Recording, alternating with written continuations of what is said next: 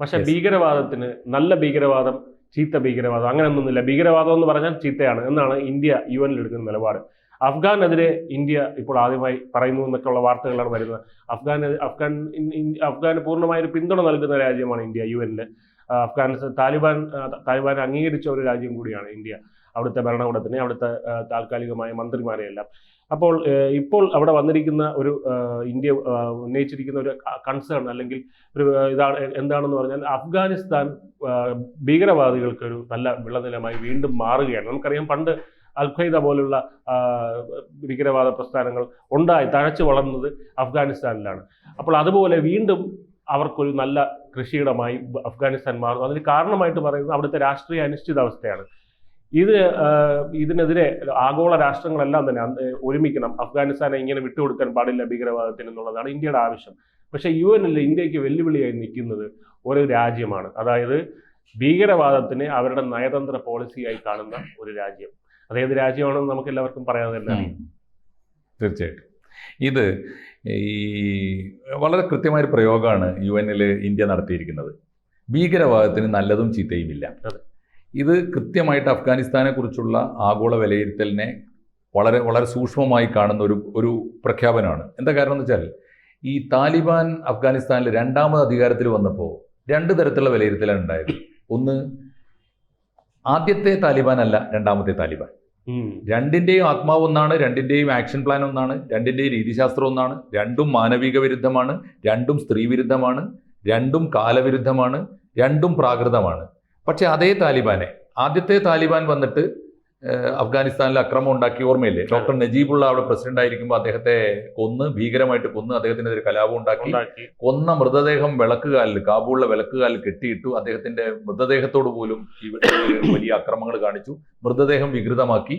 അത്ര നിഷ്ഠൂരമായ രീതിയിലാണ് അഫ്ഗാനിസ്ഥാൻ ഭരണകൂടത്തോട്, അന്ന് ഭരിച്ചിരുന്ന ഭരണകൂടത്തോട് താലിബാൻ പെരുമാറിയത്. മാത്രമല്ല, പിന്നെ അങ്ങനെ അധികാരത്തിൽ വന്ന മുല്ല ഉമറിന്റെ നേതൃത്വത്തിലുള്ള താലിബാൻ ഭരണകൂടം അവിടുത്തെ സ്ത്രീകളോട് കാണിച്ചത്, അവിടുത്തെ സ്കൂളുകൾ അടച്ചുപൂട്ടിയത്, വിദ്യാഭ്യാസം വേണ്ടാന്ന് വെച്ചത്, പെൺകുട്ടികൾ ഒട്ടും പഠിക്കാൻ പാടില്ല എന്ന് തീരുമാനിച്ചത്, ഒരു സ്ത്രീ ഒറ്റയ്ക്ക് പുറത്തിറങ്ങാൻ പാടില്ല എന്ന് പറഞ്ഞത്, അവരുടെ ആൺതുണ ഇല്ലാതെ യാത്ര ചെയ്യാൻ പാടില്ല, ആശുപത്രി പോകാൻ പാടില്ല.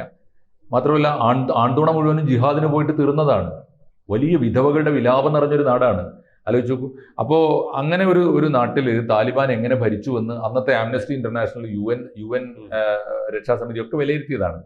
പക്ഷെ രണ്ടാമത് ഇവർ വീണ്ടും അധികാരത്തിൽ വന്നു കഴിഞ്ഞപ്പോൾ ഒരു താലിബാനെ അട്ടിമറിച്ചിട്ട്, ഓർമ്മയില്ല, അമേരിക്കയുടെ അധിനിവേശത്തിലൂടെയാണ് പുതിയൊരു ഗവൺമെന്റ് വന്നത്.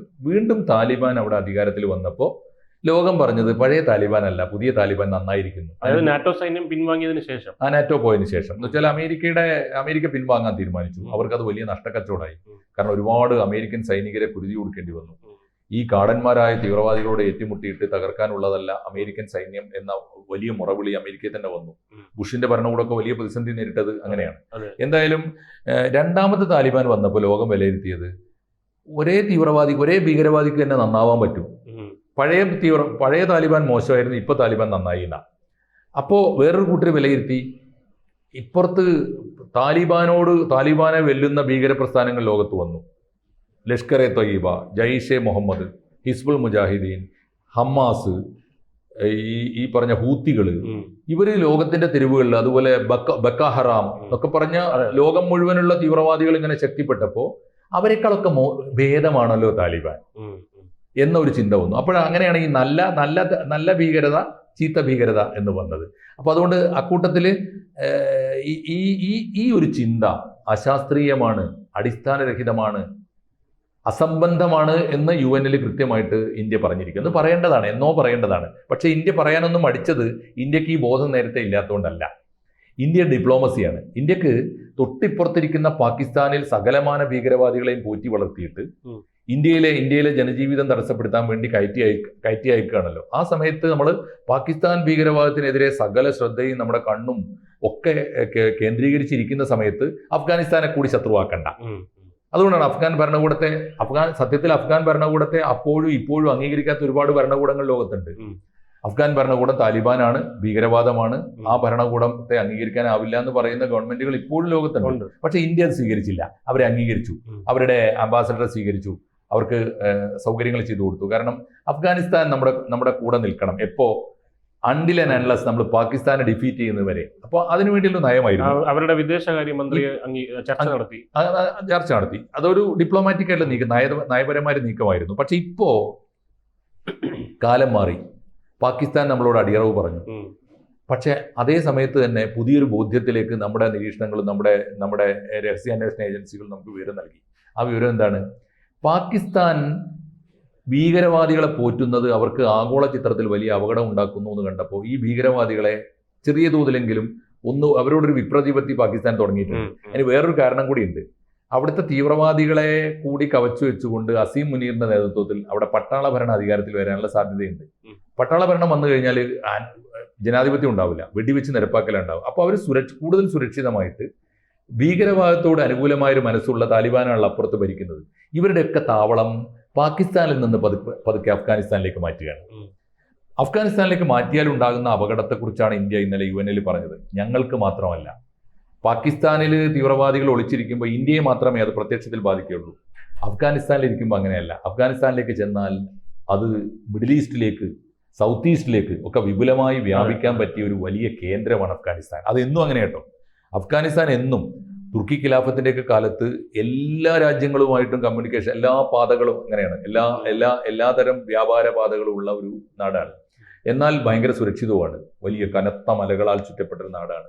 അപ്പോൾ ഈ അഫ്ഗാനിസ്ഥാനിൽ വന്നു കഴിയുമ്പോൾ അത് ലോകം മുഴുവൻ വ്യാപിക്കും, സൗത്ത് ഈസ്റ്റിലേക്കും മിഡിൽ ഈസ്റ്റിലേക്കും വ്യാപിക്കും. അതുകൊണ്ട് ലോകം കരുതിയിരിക്കണം എന്നാണ് ഇന്ത്യ പറഞ്ഞത്. എന്നിട്ട് ഇന്ത്യ ഒരു കാര്യം കൂടി പറഞ്ഞു. ഈ UN ഒരു ആർട്ടിക്കിൾ ഉണ്ട്, UN 1267 എന്ന് പറയും. UN പ്രമേയത്തിലെ 1267. അതെന്താന്ന് വെച്ചാൽ UN പ്രഖ്യാപിക്കാൻ പറ്റും ആരൊക്കെയാണ് ലോകത്തിലെ ആഗോള ഭീകര പ്രസ്ഥാനങ്ങൾ ആരൊക്കെയാണെന്ന് പ്രഖ്യാപിക്കാൻ പറ്റും. അത്തരം സംഘടനകളുടെ ഒരു പട്ടിക ഉണ്ടാക്കിയിട്ട് UN പ്രഖ്യാപിച്ചൂടെ? കാരണം എല്ലാ രാജ്യങ്ങളും ഇന്ത്യയോട് ചോദിക്കണം, ഇന്ത്യയിൽ ഭീകരപ്രവർത്തനം നടത്തിയത് ആരൊക്കെയാണ്?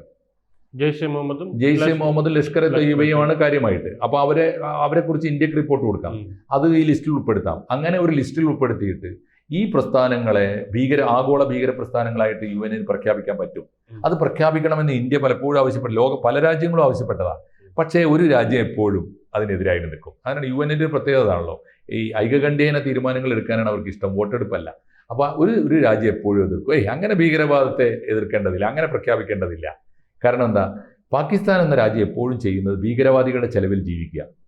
ഭീകരവാദികളാണ് ഞങ്ങളുടെ നാട് രക്ഷിക്കുന്നത്, അവരാണ് രാജ്യത്തിന് വേണ്ടി ഉന്നയിക്കുന്ന ന്യായം ജെയ്ഷെ മുഹമ്മദ് ഒക്കെ വിമോചന പോരാളികളാണെന്നുള്ള എന്നാണ് അവർ പറയുന്നത്. ഏത് വിമോചനമാണ് ആലോചിച്ചു? എന്താ കാശ്മീരിൽ എന്ത് വിമോചനം? ഞാൻ ആലോചിച്ചു നോക്കൂ. കാശ്മീരിന്റെ വിമോചനം എന്താ? ആരാ തീരുമാനിക്കേണ്ടത്? കാശ്മീരിന്റെ വിമോചനം മാർഗം തീരുമാനിക്കേണ്ടത് ആരാണ്? കാശ്മീരികളാണ്.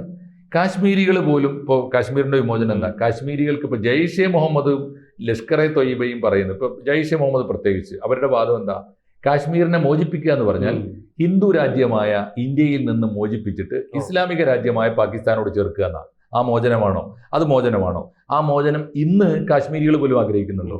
കാശ്മീരികൾ ആഗ്രഹിക്കുന്ന മാക്സിമം അവരോട് പറയുന്നത് we want neither New Delhi nor Islamabad എന്നാ. ഞങ്ങൾക്ക് പാകിസ്ഥാനും വേണ്ട, ഇന്ത്യയും വേണ്ട എന്നാ മാക്സിമം പറയുള്ളൂ. പരമാവധി എന്നാൽ സൈലന്റ് ആയിട്ടുള്ള മഹാഭൂരിപക്ഷവും പറയുന്നത് ഞങ്ങൾക്ക് ഇന്ത്യ എത്രയോ ബെറ്ററാണ്, ഈ പാകിസ്ഥാൻ എന്ത് നരകമാണെന്നാണ് അവർ പറയുന്നത്. അങ്ങനെ വരുമ്പോൾ അവർക്ക് മാക്സിമം വേണ്ട എന്താ? സ്വതന്ത്ര കാശ്മീരാണ്. അത്രയേ ഉള്ളൂ. ആ വിമോചനമല്ല ജെയ്ഷെ മുഹമ്മദ് പറയുന്നത്. പാകിസ്ഥാന്റെ ചെലവിൽ അവിടെ കലാപം ഉണ്ടാക്കുന്നതിനാ? കാശ്മീരിനെ മോചിപ്പിച്ചിട്ട് സ്വതന്ത്ര രാജ്യമാക്കാനല്ല, കാശ്മീരിനെ ഇന്ത്യയിൽ നടത്തിയെടുക്കാനാണ്. അത് വിഘടനവാദ പ്രവർത്തനമാണ്. അതുകൊണ്ട് ഈ ഒരു അന്തരീക്ഷത്തിൽ ഇപ്പോൾ ഇന്ത്യ ഇന്നലെ UN പറഞ്ഞിരിക്കുന്നത് അഫ്ഗാനിസ്ഥാനിലേക്ക് നിങ്ങൾ എല്ലാവരും ഒരു കണ്ണ് വേണം. അഫ്ഗാനിസ്ഥാൻ നിയന്ത്രണാതീതമാവുകയാണ്, അവിടുത്തെ ഭരണകൂടം ദുർബലമാണ്, അവർക്ക് തീവ്രവാദികളെ ചെറുക്കാനുള്ള ധാർമ്മികമായ ശേഷിയില്ല. കാരണം എന്തുകൊണ്ടെന്നാൽ അവരാണ് ലോകത്തിലെ ഏറ്റവും വലിയ ഭീകരവാദികളായിട്ട് ലോകത്തെ നടുക്കിയത് അവരാണ്. അതുകൊണ്ട് അവർക്ക് ചെറുക്കാനാവില്ല. പാകിസ്ഥാൻ കേന്ദ്രീകരിച്ചിരുന്ന എല്ലാ തീവ്രവാദികളും ഇപ്പോൾ സുരക്ഷിതമായ താവളം തേടി അഫ്ഗാനിസ്ഥാനിൽ എത്തിയിട്ടുണ്ട്. ഇത് ലോകം മുഴുവൻ പരക്കാൻ പോകുന്നു. അടിയന്തരമായി ഐക്യരാഷ്ട്രസഭയുടെ ശ്രദ്ധ ആ വിഷയത്തിലേക്ക് ഉണ്ടാകണം എന്ന് ഇന്ത്യ ആവശ്യപ്പെട്ടപ്പോൾ പാകിസ്ഥാൻ ഒഴികെ എല്ലാ രാജ്യങ്ങൾക്കും അത് ശരിയാണെന്ന് ബോധ്യം വന്നു എന്നാണ് റിപ്പോർട്ടുകൾ. ഈ എക്കണോമിക് ടൈംസ് ആണ് ഏറ്റവും കൂടുതൽ. എക്കണോമിക് ടൈംസിൻ്റെ റിപ്പോർട്ടാണ് നമ്മൾ പറയുന്നത്, അത് വസ്തുതാപരമാണ്. അതുകൊണ്ട് അഫ്ഗാനിസ്ഥാനിലേക്ക് ഒരു കണ്ണ് വെക്കുക. അഫ്ഗാനിസ്ഥാനെയും ലോകത്തെ തന്നെയും വിഴുങ്ങാനുള്ള ഭീകരവാദികളുടെ താവളമായി ആ നാട് മാറുന്നു എന്ന ആശങ്ക ഇന്ത്യ ലോകത്തോട് പറഞ്ഞിരിക്കുന്നു. പറയേണ്ടത് വേണ്ട നേരത്ത് പറഞ്ഞു എന്നതാണ് ഇന്ത്യയുടെ ഒരു മഹത്വം. അത് ലോകം കാണുന്നുണ്ട്. തീർച്ചയായും നടപടിയെടുക്കേണ്ടത് ഐക്യരാഷ്ട്രസഭയും ലോകവുമാണ്. കാത്തിരിക്കാം നമുക്ക്.